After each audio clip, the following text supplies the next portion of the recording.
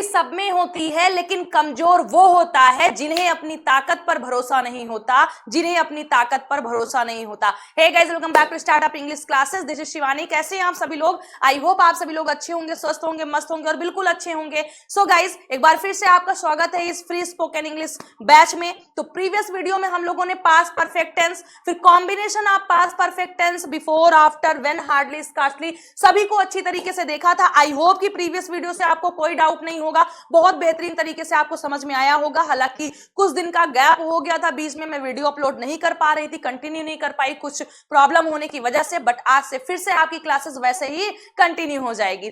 तो past perfect tense और combination के बाद आज हमारा टर्न है फ्यूचर परफेक्ट टेंस। तो हम डिटेल में देखने वाले हैं कि फ्यूचर परफेक्ट टेंस का यूज कहां पर होता है, स्ट्रक्चर क्या है, हेल्पिंग वर्ब क्या है, क्या इसमें भी कॉम्बिनेशन के सेंटेंसेस बनते हैं? हाँ, अगर बनते हैं तो उसके साथ हम कौन से टेंस का सपोर्ट लेते हैं या कौन से टेंस के थ्रू चेंज करते हैं। तो आज हम इन्हीं चीज पर डिस्कस करने वाले हैं। आइए आज की स्पोकन इंग्लिश क्लास को स्टार्ट करते हैं। लेकिन उससे पहले आप में से कोई ऐसा है जो आज फर्स्ट टाइम मेरे साथ जुड़ा है और अभी तक चैनल को सब्सक्राइब नहीं किया है, तो चैनल को सब्सक्राइब कर लीजिए ताकि हर वीडियोस की नोटिफिकेशन आप तक समय से पहुंचती रहे। तो देखिए, future perfect tense. Future perfect tense का हम यूज कहां पर करते हैं?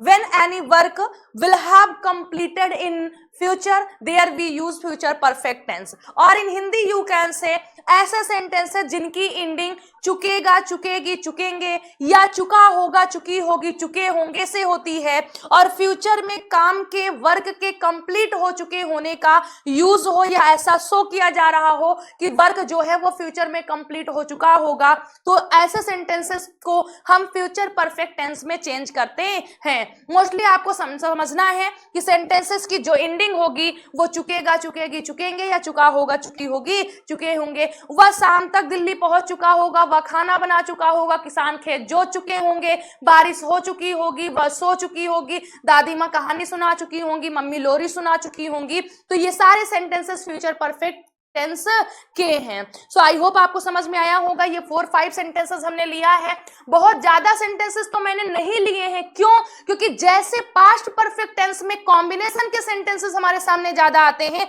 डॉक्टर के आने से पहले मरीज मर चुका था, ये होने से पहले ये हो चुका था, वो होने से पहले ये हो चुका था, वैसे ही यहां पर भी फ्यूचर परफेक्ट टेंस में कॉम्बिनेशन के सेंटेंसेस बहुत ज्यादा बनते हैं। डॉक्टर के आने से पहले मरीज मर चुका होगा, बारिश होने से पहले मैं घर पहुंच चुकी होंगी, ट्रेन जाने से पहले सभी लोग स्टेशन पहुंच चुके होंगे। सो गाइज, यहां पर भी कॉम्बिनेशन के सेंटेंसेस बहुत ज्यादा बनते हैं। ऐसे सिंपल सेंटेंसेस आपको देखने में बहुत कम मिलते हैं, इसीलिए सबसे पहले हम फ्यूचर परफेक्ट टेंस को देखेंगे और फिर उसके बाद हम लोग कॉम्बिनेशन के सेंटेंसेस को देखेंगे। तो आइए क्लास को स्टार्ट करते हैं। आई होप कि यूज आपको समझ में आ गया होगा कि हमें कहां पर कहां पर हमें फ्यूचर परफेक्ट टेंस का यूज करना है।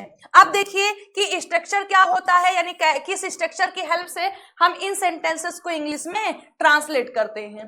तो देखिए, फ्यूचर परफेक्ट टेंस का हमारा स्ट्रक्चर होता है, फर्स्ट सबसे पहले हमें सब्जेक्ट लिखना होता है, प्लस विल शैल में से हम किसी एक का यूज करते हैं, देन हमें हैव लगाना होता है, फिर वर्ब थर्ड फॉर्म यूज करते हैं और फिर ऑब्जेक्ट लिख देते हैं।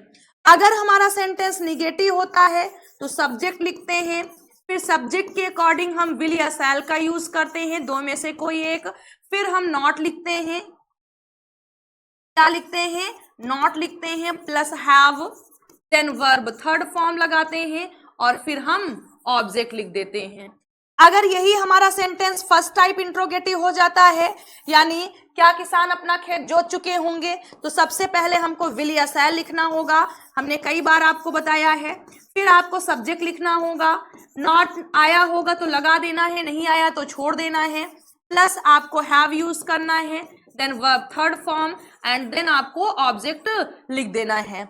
और अगर WS टाइप सेंटेंस होगा तो क्वेश्चन वर्ड लगाना है पहले, फिर सब्जेक्ट के अकॉर्डिंग आपको विल या शैल लगाना है, फिर आपको सब्जेक्ट लिखना है, फिर नॉट फॉर नहीं का यूज करना है, देन आपको हैव का यूज करना है, फिर वर्ब थर्ड फॉर्म कर देना है और फिर ऑब्जेक्ट कर देना है। मूड था इसलिए मैंने आपको मूड होने की वजह से मैंने आपको सारे सेंटेंसेस के स्ट्रक्चर्स बता दिया है, नहीं तो मैं जनरली सिर्फ अफर्मेटिव बताऊंगी ताकि आप सारे सेंटेंसेस सेल्फ से क्रिएट करना जान जाएंगे कैसे हमें सारे स्ट्रक्चर को बनाना है।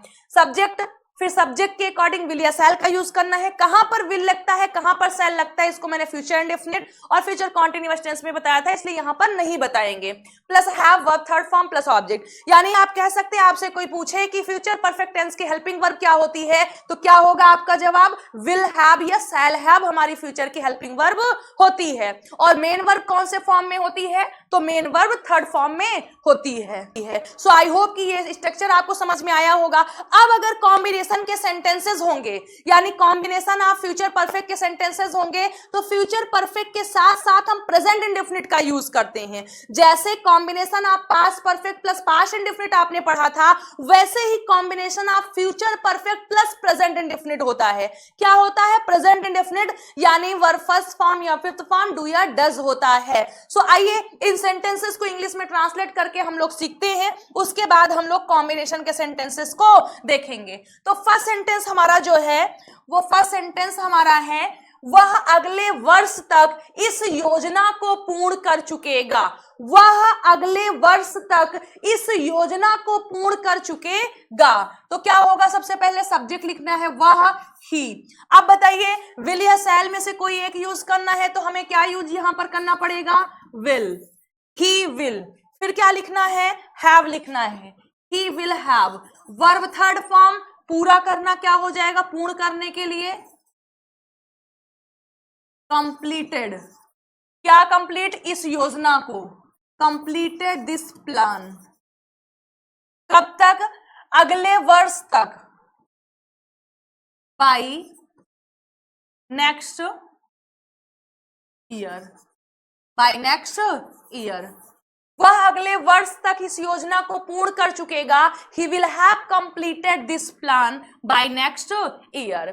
फिर आइए नेक्स्ट देखते हैं, सरिता अगले माह तक, सरिता अगले माह घर वापस आ चुकेगी। सरिता अगले माह घर वापस आ चुकेगी। चुकेगी मतलब फीमेल है, तो क्या लिखेंगे हम, सरिता विल हैव, वापस आना, रिटर्न,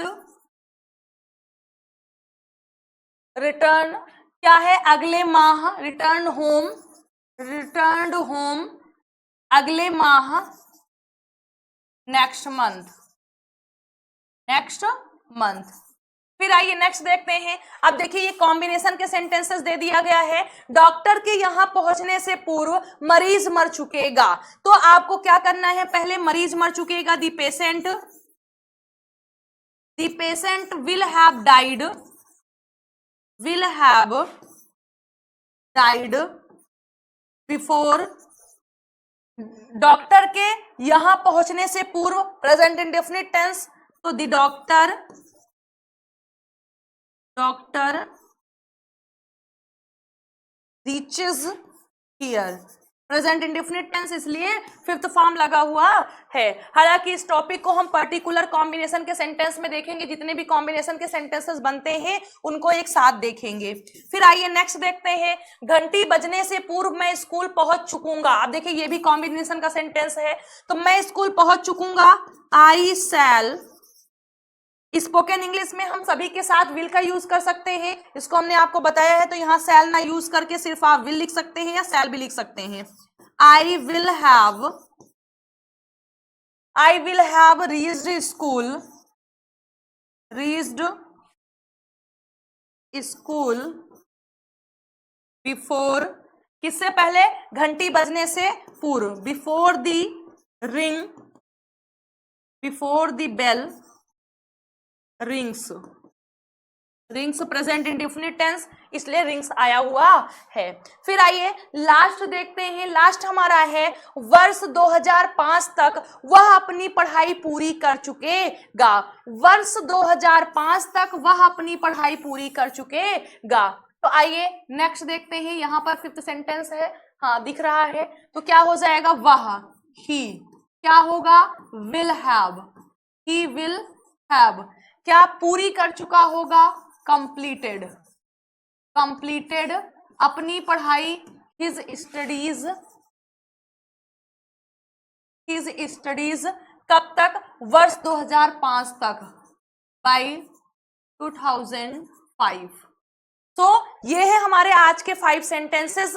सो गाइज प्रीवियस कुछ दिन से वीडियो नहीं मिल पा रहा था और अभी थोड़ी सी प्रैक्टिस भी थी 4-5 डेज में से, टाइम ना मिलने की वजह से हमने बहुत सारे क्वेश्चंस नहीं ले पाए। जैसे आपको पता था प्रीवियस वीडियो में हम क्या करते थे, आपको 4-5 सेंटेंसेस बनाते थे, फिर कई सेंटेंसेस लेकर के हम प्रैक्टिस करते थे।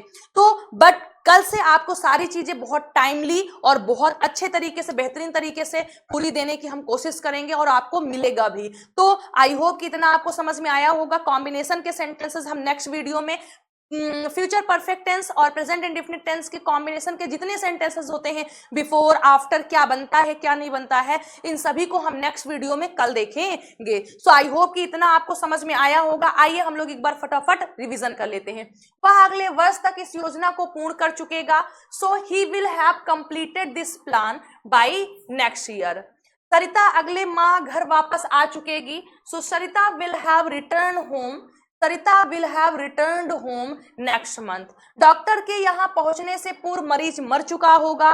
सो the patient will have died before the doctor reaches here. घंटी बजने से पूर्व मैं स्कूल पहुंच चुकूंगा। So I will have reached school before the bell rings.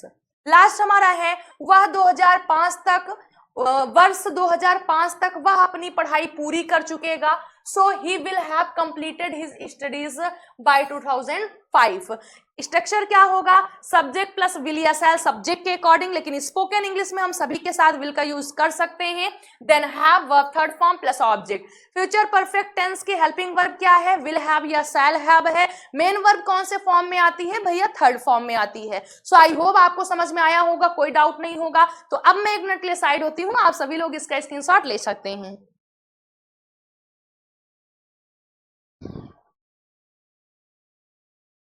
So I hope कि आपने ले लिया होगा। और गाइज अगर वीडियो पसंद आया तो वीडियो को लाइक करिए, चैनल को सब्सक्राइब करिए, और अगर कोई डिमांडेड वीडियोस है जिस टॉपिक को आप स्टडी करना चाहते हैं तो उसे कमेंट बॉक्स में लिखिए। जैसे ही मुझे वो आपका मैसेज मिलता है हम उस टॉपिक को आपको प्रोवाइड करवाने की पूरी कोशिश करेंगे और टीच करने की या फिर सिखाने की पूरी कोशिश करेंगे। तो चलिए आज की क्लास को यहीं पर फिनिश करते हैं। मिलते हैं सुबह नए एडवांस इंग्लिश क्लास के साथ। So till then bye, take care, खुश रहिएगा, स्वस्थ रहिएगा और मस्त रहिएगा।